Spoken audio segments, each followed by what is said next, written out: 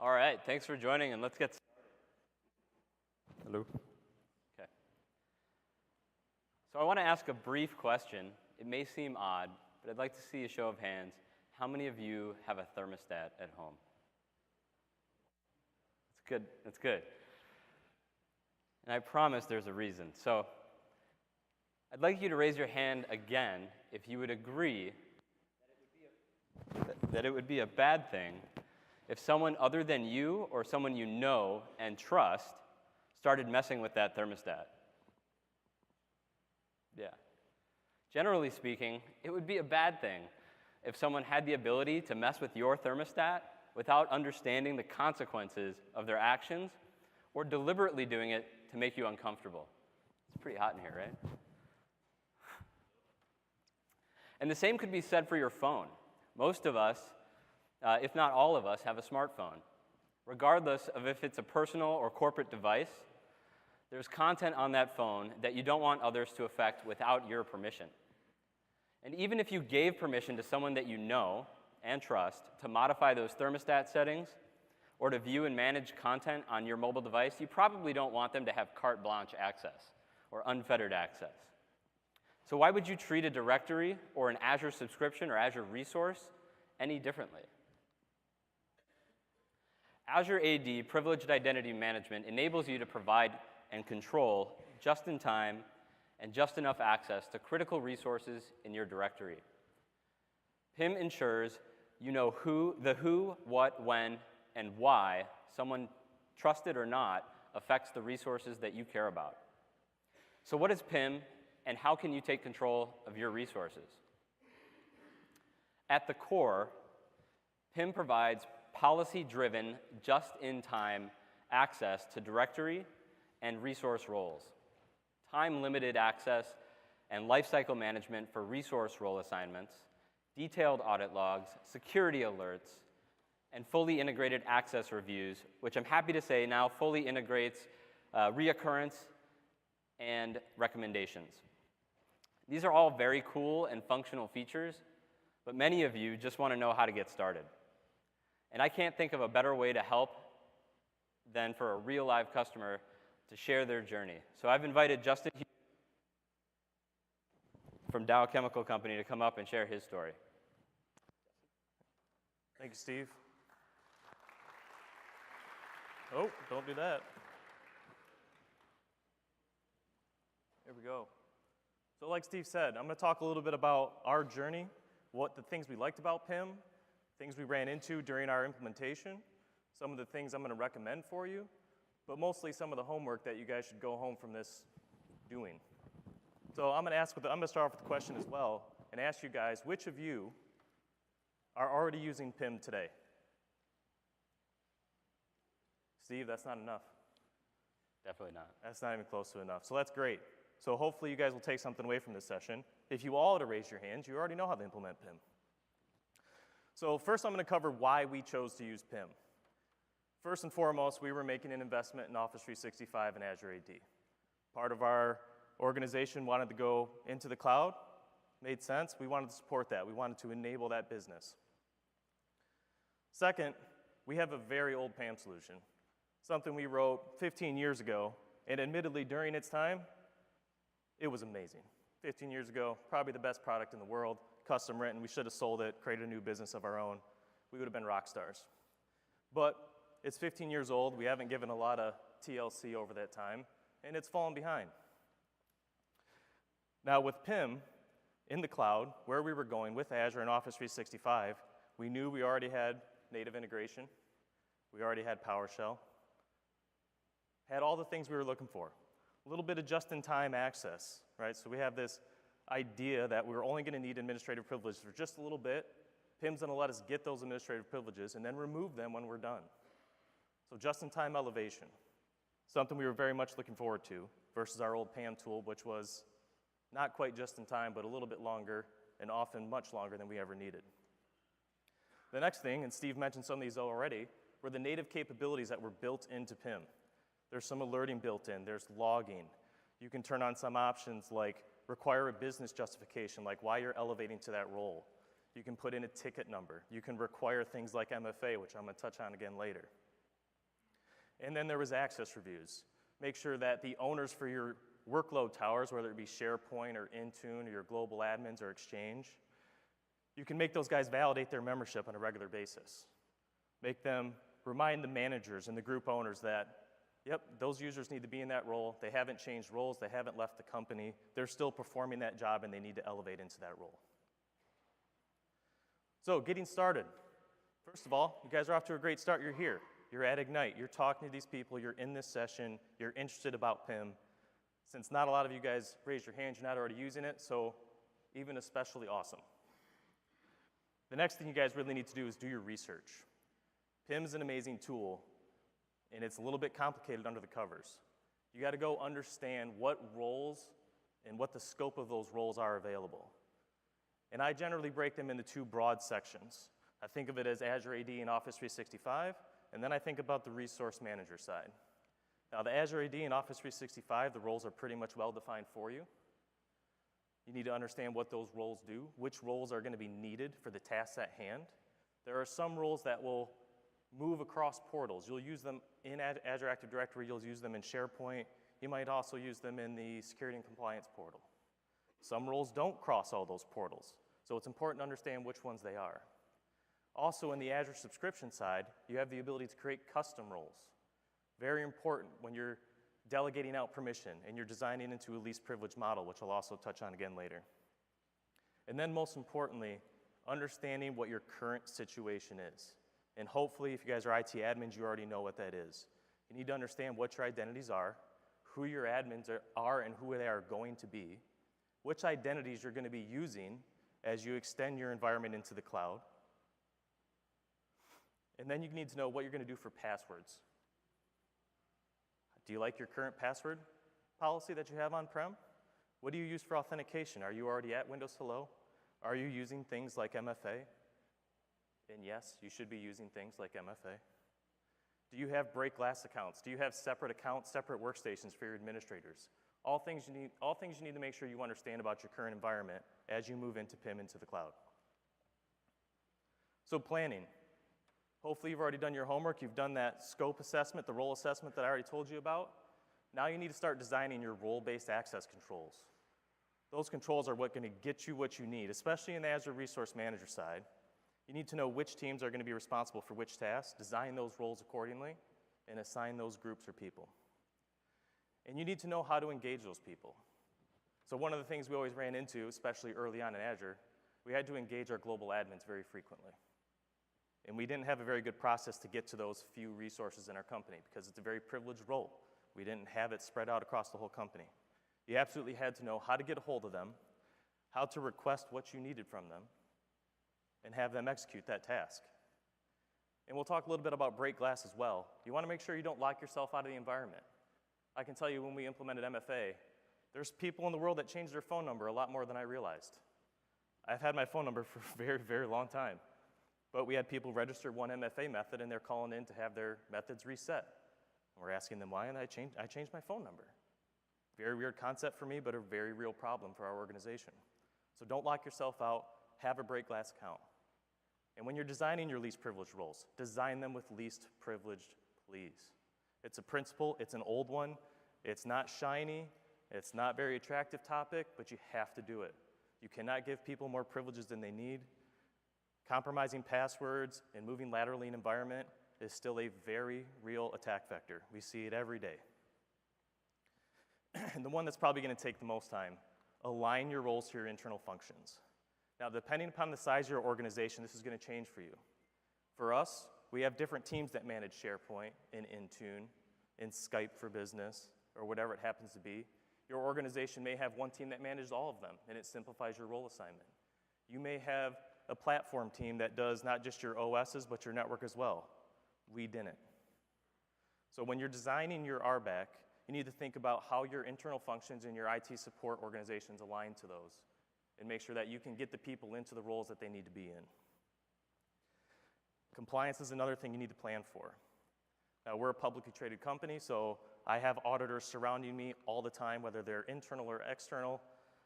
We love them. They're all trying to do the right thing, but they make us do some silly things sometimes. Compliance is very important. Now, I touched on some of these. Role owners, validation of those role membership. Absolutely got to do these things. Audit history built into the tool. Got to have it. You need to know who elevated when and what they elevated for. And the great thing about the audit history in PIM, you'll see when they elevated, and you'll also see when it de-elevated. Remove those accesses from the user. Accountability.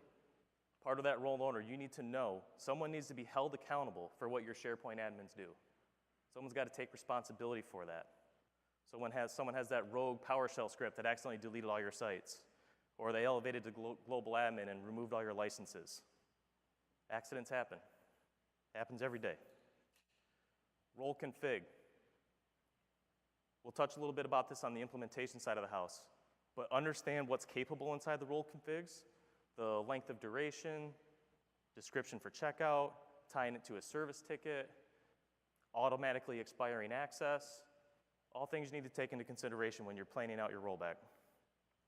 And multi-factor authentication, I don't think I can say it enough.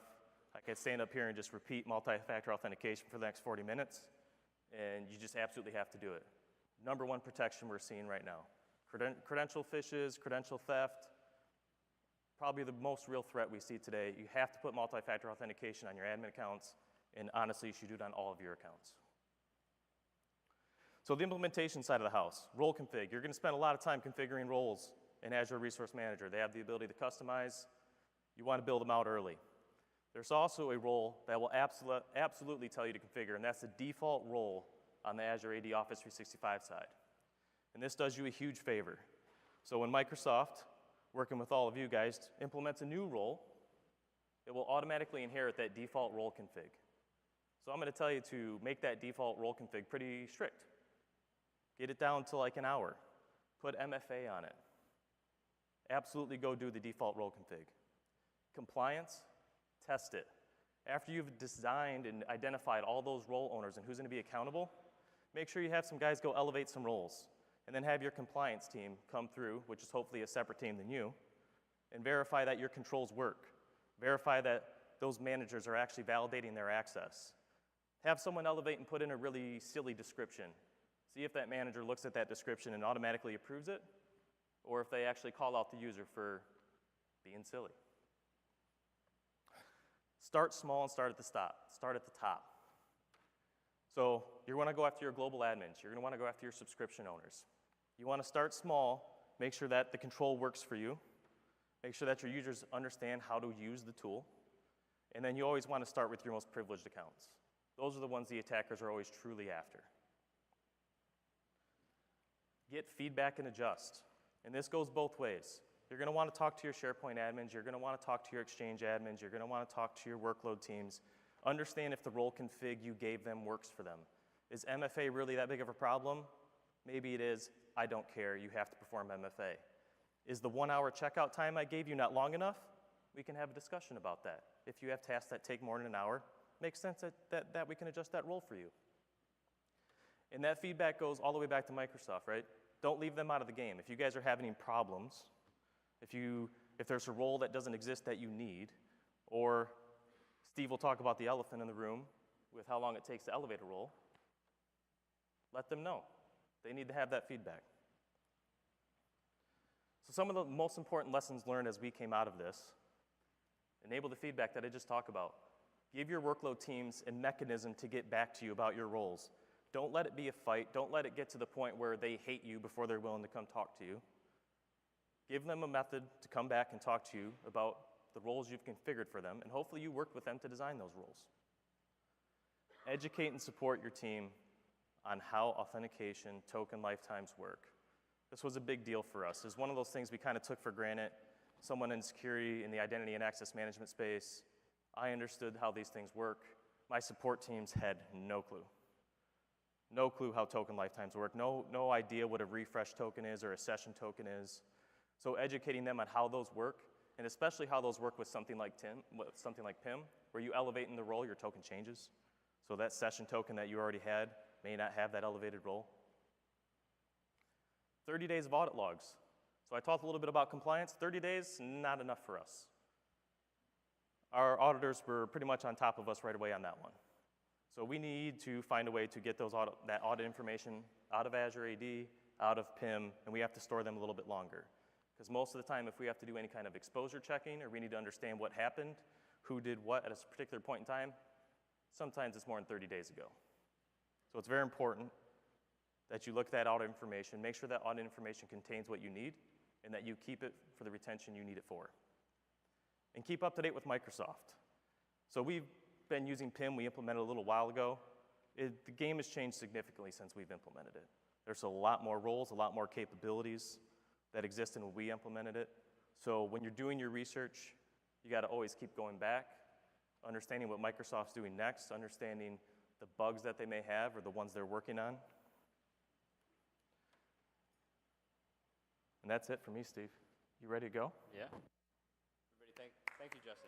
Really appreciate it.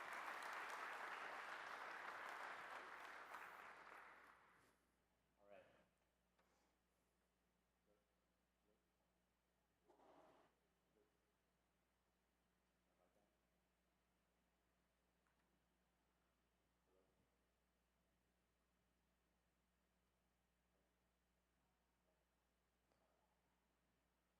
Can't hear you, Steve.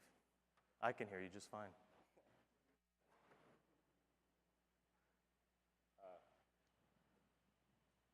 Hello? Oh, there you go. I'll just hold this now. All right. For all of you in the room, let's see. All right. So I'd like to address your feedback. We're taking a moment to address your feedback. And yes, I did read a lot of the comments that were posted prior to this session. So we're going to go take this step by step.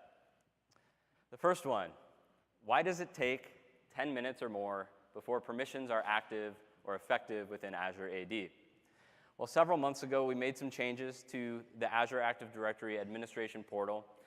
And those changes were to really improve performance and to reduce the load times of those web pages. But unfortunately, in that change impacted us because it reduced the timing and how long it takes for the portal to actually look for your permissions or your token. So to remediate the impact of that change, we've introduced a new section within PIM called Application Access, and this tab is now in public preview.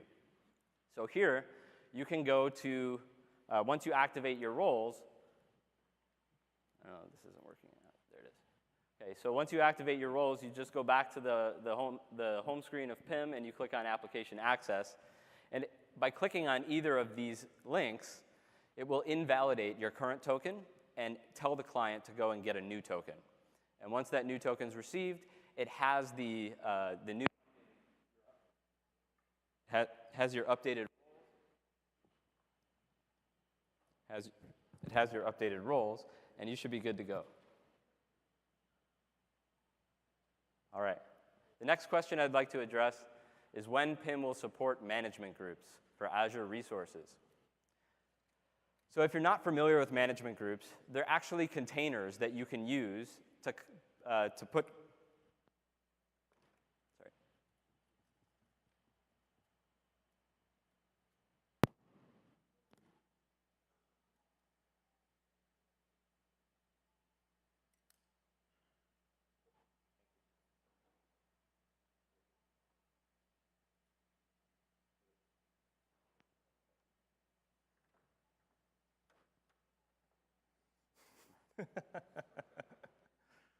Cuddle up, Steve.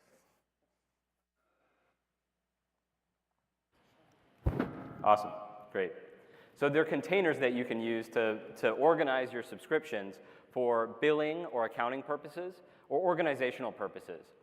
And essentially what it allows you to do is you can align your billing mechanisms or Azure cost centers with a management group and put those subscriptions, resource groups, and resources. So for simplicity purposes, I've just shown that there's 5 subscriptions within this management group, 5 resource groups, and then a bunch of resources. And think virtual machines, network security groups, things like that. Those are the individual resources. But you could have 15 or n plus number of resource groups within each subscription. So management groups themselves provide a lot of autonomy. And so PIM now supports management groups as of last Friday. Scoped activation. So we were just talking about the autonomy that management group resources provides you. And you saw that picture. So activating into a role at the management group scope gives you an incredible amount of permissions. But one of the things that we analyzed, we worked with a lot of our private preview customers, and during those working sessions, we identified that PIM wasn't really intuitive the way that PIM processed the policy settings for each assignment. So when you assigned a user, let's just say, for example, at the management group level, let's just say you gave them owner access at a management group level, they were required to perform multi-factor authentication. They had to seek approval in order to access any of the resources within it. And they would have 1 hour of duration.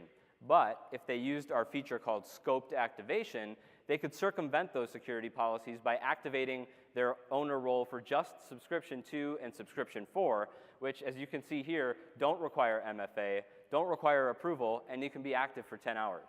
So we've addressed this, and this is fixed. So now when you activate with scope into any resource at any level, you have to succeed the policies and requirements that are configured at the assignment level or at the assignment scope, so at the management group level. So that's available now, and it's been released. The API will be updated early next week as well. I have too many roles, and it's difficult for me to find the one I need. So because not many of you raised your hands when Justin asked if you guys have PIM already, I won't assume that you guys all have this problem. But we have lots of customers that are using Azure resources, and as you saw from a couple of screens ago, there's lots of Azure resources, so you could have lots of assignments. And it gets convoluted and complex, and so what we're trying to do is streamline that experience. And we have a new Activate tabs in preview, and short links are coming later this week. So what we're trying to avoid is a screen like this, where you have 4 sections, and you really have to understand what it is you're looking to do. So you've got Azure Active Directory roles at the top, approval for Azure RBAC resource roles, et cetera. So this just gets very complex. And so what we're really looking to do with this is make it more streamlined so that you know exactly what you're looking at. And so this is available today in preview as well. And finally, the elephant in the room, like Justin said. It takes about 30 minutes or more before permissions are effective in the Exchange admin portal. And I know that this is not ideal. So we've been working with the Exchange team over the last year or so to establish an exclusive management API that will enable PIM to activate your role in Exchange in a matter of seconds, not minutes, seconds. We've been testing this in private preview with several customers, including Justin. And we're super excited to announce that we'll be enabling this functionality for all PIM customers in early November, and you don't have to do anything. We're just going to turn it on for you.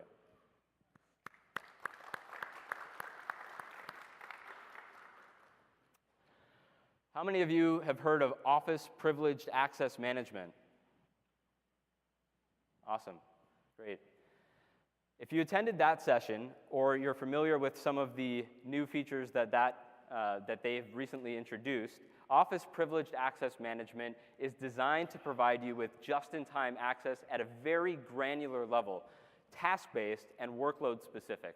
And what that really means is your Exchange administrators, the people that you currently have assigned to your Exchange admin role, those folks, they should still keep the Exchange admin role. They'll still need to activate that eligible role assignment.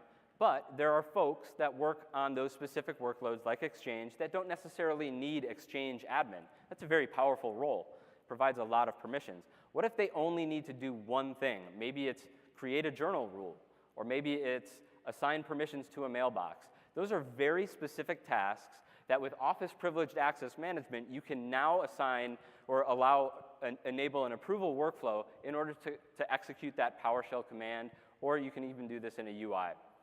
We're going to be working together, the Office Privileged Access Management team and the PIM team are working together on a vision for Microsoft 365, and we'll be sharing more about that in the upcoming year in 2019.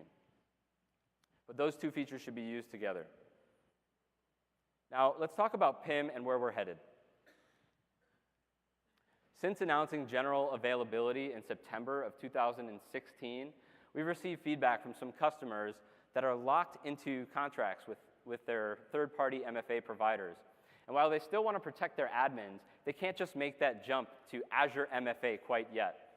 So with that in mind, we're working hard to bring support for third-party MFA providers, driven by integration with conditional access. So with this integration, you'll also gain all the great functionality that conditional access provides for logins when your administrators need to activate their roles. We'll also be enhancing our APIs to enable programmatic management of PIM with app tokens. So currently, when you use PIM APIs, you have to have a user token plus the app token. So our goal here is to enable you to leverage the app token for programmatic management for things like ServiceNow integration. So you're able to automatically assign roles to users that request them through an ITSM platform. We'll also be enhancing our PowerShell. So we have a PowerShell module available today for Azure Active Directory roles, and we'll be starting the work for PowerShell for Azure resources this quarter. And we're also going to be really focused on performance improvements. Like I mentioned earlier, we're going to release that public preview for Exchange roles in early November, and we're going to be working on the performance of activating all of the roles throughout this quarter as well. But there's also some more stuff that we're working on. So Microsoft Secure Score. We're integrating PIM alerts with Microsoft Secure Score that not only gives you guidance on how to increase your security level and helps you learn about other security features, but you're also going to get credit for using PIM. So it's going to boost your score if you're already using PIM. And PIM for managed apps. Who here is familiar with managed apps? Cool. It was just announced here at Ignite into preview. So if you want to learn more about managed apps, please go see this session, How to Reduce DevOps Risks with Azure Resource Manager. That's on Friday. But at a high level, managed apps provides customers like yourselves a way to take advantage of the Microsoft Partner Service Network.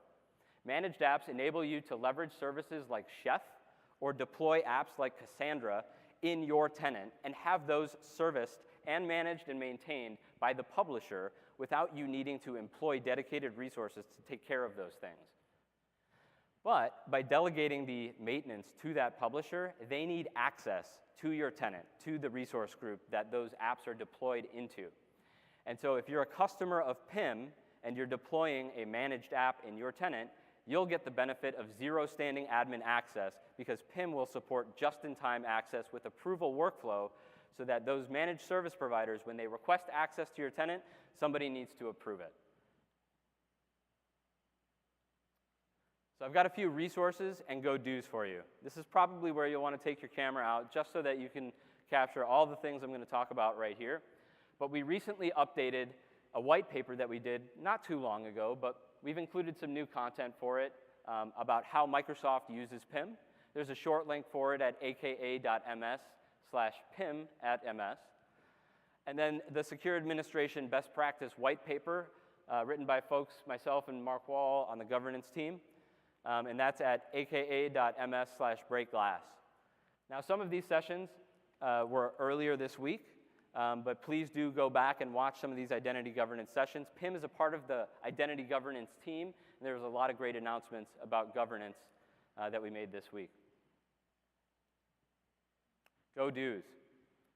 If you don't already own Azure Active Directory Premium 2 or EMS E5, we're going to give it to you today for free for 1 year. Up to 5 licenses. Not just 1, but 5. At the end of this session, Mark down here and Joe are going to be handing out cards that you can come get.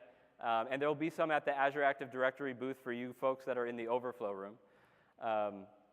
And you'll be able to get these cards and redeem them for your free year of their Azure Active Directory Premium 2 license. This will enable you to do the rest of the checklist on this, which is, first, enable baseline protection for your tenant. That's a no-brainer. You should just go do that. What that does is it enforces MFA for all people that are, or all of your users that are assigned to privileged roles. That's pretty simple to do. Number 3, enable PIM for your Azure Active Directory admins. Let's start with global admin. Once you turn on PIM and you redeem that coupon, make your global admins eligible, except for the 2 Break Glass accounts, and you can read more about the Break Glass accounts on that Break Glass account or Break Glass white paper. Number 4, use the wizard. So we've got this great wizard that enables you to make folks eligible super fast.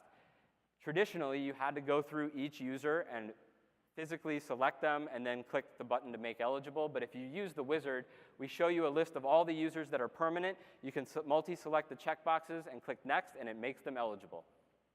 And then lastly, run an access review. So I mentioned earlier at the beginning of this session, we just introduced recurrence and recommendations. So with PIM and access reviews, you can now configure an access review to recur, which means I can set it for weekly, monthly, quarterly, yearly. So when you configure that very first access review, set it to run either quarterly or yearly. Then you can forget about it.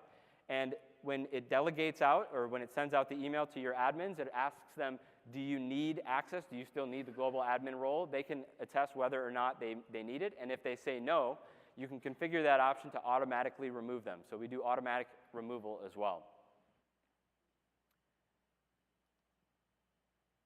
We've got about 15 minutes left, so I'm going to open it up for questions.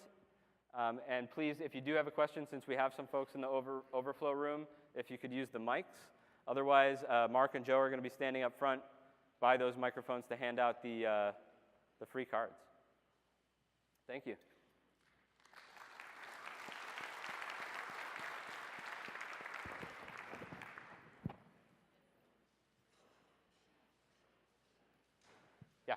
So question, this really looks nice, but what about on-premises Active Directory? Do you have any plans to support like on-premises Active Directory groups like domain admins, enterprise admins, stuff like this? Yeah, so currently we don't, but that is something that we'll look into, absolutely. But our current solution for that is to use the privileged access management functionality that comes with Microsoft Identity Manager. Okay, got it, thank you. Yep. Are you going to add this functionality for partner tenants? Yes, so managed apps right now is the first foray into that, so partner tenants will be coming shortly after that as well.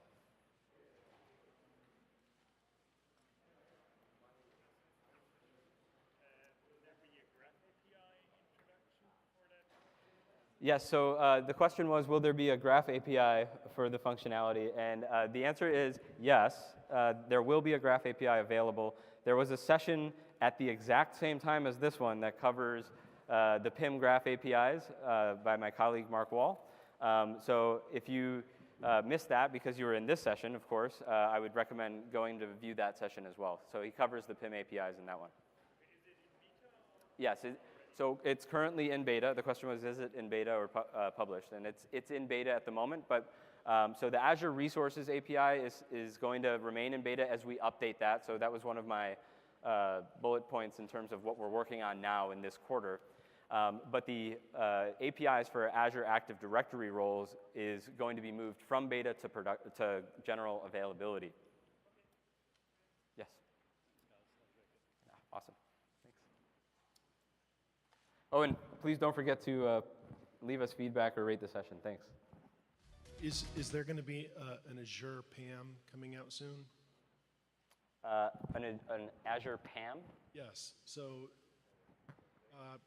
for certain functions in Azure AD or Azure, I don't want any admin, not even a global admin doing it. I'd like to protect it with Azure PAM, similar to what Office 365 PAM. Yeah, absolutely. So the direction or the strategy that we're looking to go within Azure Active Directory, and there's a session by Vince Smith. You should look him up in the directory for this event.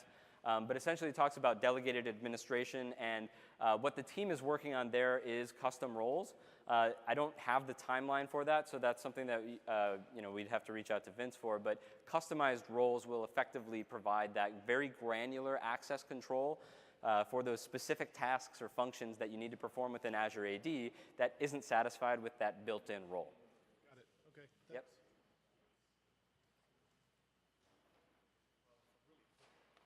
What's that? Well, The question that I have is, I know it's not really PIM in the area, it's more as a general admin roles. Okay. That you also can protect with PIM in general. Was this with like the non-conditional access, that already exists, sorry. I mean the MFA administrator stuff, that there's, I know there are, let's say, I'm not sure how public this is already, with the admin roles or something. Can this also be just plugged in into the... Yes. Oh, so the question is, or if I understand your question properly, as Azure Active Directory introduces new roles like MFA administrator or some other roles for workstation administration, or for example, Azure Active Directory just launched as of Friday last week 4 dedicated roles for teams. Correct. And so those roles are in PIM today. They were in PIM the day that they were launched in Azure AD, and that's how we plan to do it going forward. So as Azure AD introduces new administrative roles that are built in for specific tasks, we will also have those available, and you can PIM into those. That's good. Does that answer your question? Yeah, it actually, because we are really, let's say we are starving for the MFA one. Yes, yeah, lots of customers have said, we need the MFA admin role. So that's something that we are absolutely working on right now. And there are several others too that, for example, the Azure AD Connect Sync agent, they wanted to make sure that wasn't a global admin. You didn't need global admin to have that agent sync, and so they created that dedicated role for that. I wasn't aware of that one, but that's good. Yeah. Thank you. I'm not quite sure if this is the right forum for this question. There's been a bit of a debate inside my organization about whether privileged identities, if you had PIM, if it's still a poor practice to use your standard ID and then elevate it for just-in-time privileges. So is there a recommendation still that you have a separate ID and then elevate that, or is it acceptable to use your general use account and elevate that for administrative role? So my answer would be yes. It's acceptable to do either. So at Microsoft, the way that we handle our general administration, we have alt accounts, but we're shifting more towards the general use accounts because of PIM. So when you PIM, you can get those permissions pretty much right away. The alt accounts, there are some risks to not getting notified, but there are ways. We've written a white paper that explains how to use that, but essentially you have ways to get notified because typically those alt accounts don't have routable email addresses, right. Specifically so that you can't be phished, right? Yeah. So absolutely. So we don't take a firm stance as to which is best practice, but what we're encouraging our customers to do is use their general purpose accounts. But it is having PIM that makes that an acceptable practice? Correct. Okay. Thank you. You bet. We're having a similar debate within our organization. We have a relatively fractured Active Directory environment. So an admin like myself will have 8 different accounts, those different environments. So we're trying to find a balance where we collapse those accounts, because on-prem, my privileged account is different than my regular use account, but we're trying to collapse those at least for the non-super awesome roles. Like, so global admin may be an exception. Subscription admin may be an exception, but our SharePoint guys, the guys are in there every day doing work. We're trying to get them down to a singular account, because when they have multiple accounts, we know what they do with their passwords. It's a very poor practice. And it's just a matter of time before one gets compromised. Makes sense. You've got me beat. I only have 5 identities. Only 5. Yeah, we'll get there. Thanks. Yeah. Hi. Coming from an MSP and a CSP, we run with a lot of different clients and a lot of different single instances of tenants. Using PIM and everything, what would be the best way for us as, like, we're the level 3 guys, the level 2 and level 1 service desk guys that are still using our admin domain or global admin account and everything like that. Is there a way that we could set it up where our service desk guys in those tenants could use PIM to request access to certain features of Azure tenants and everything like that? I mean, PIM is a completely new concept for us, so. Yeah, so part of that managed app support that we're working on is also going to bleed into that partner, the CSP community. So you'll have that capability to just-in-time request access to a customer's tenant in order to facilitate some changes. So we're working towards that as well. Okay, perfect. Thank you. You bet. I have one question. Yes. As of today, can you use PIM to manage privilege account access for both Azure admin accounts as well as Office 365, like Exchange, OneDrive, Yammer, Skype, etc. Is that a single pane of glass? You can. Yes. So the answer to your question is yes, you can. It depends on how granular that you'd like to go. So currently, PIM supports the top level role for each of those Office workloads, such as Exchange, SharePoint, OneDrive is part of SharePoint, CRM, Skype for Business, Teams. So we have all of those top level administrator roles. And what I mentioned earlier with the Office Privileged Access Management, you're going to want to also use that in conjunction with PIM so that the individuals that need that granularity for just those small workload tasks, you'll want to use Office Privileged Access Management for that. Okay. And the second question is there a way for you to feed the PIM logs to, like on-premise Splunk? Yes, absolutely. Yeah. So today, is that require a particular API, or you have a service that we can leverage? Yep, we have a service. It's called the Azure Audit Logs or Azure Reporting Services. And essentially what we do as Privileged Identity Management, we send all of your audit data to the Azure Reporting Service, and then you can use the connectors that they have available to integrate with your on-premises SIEM or even a cloud-based SIEM. Okay, great. Thank you. You bet. There's a session called on Azure Monitor. So all the logs from Azure AD, you can configure to go to Azure Monitor, and you can do, and they have integration with Splunk and all the other tools, so you can do. Yeah, if you want to get the session number from Mark, or do you know it, or? Hybrid Identity and Access Management Best Practices at 9 a.m. tomorrow. I should have asked you outside earlier. Okay. When is multiple role checkout coming to PIM? So I'm a global Azure admin. I have access to 40 subscriptions. I need to access to 2 or 3 to solve a problem of integration between the two. I'd love to do one request to activate those rules. You're from Dow, aren't you? I am. So you can do that today with an API, but in the UI, it's coming. But I can't give you a timeline. I'm happy it's coming. Thank you. All right, thanks. Thanks, everyone.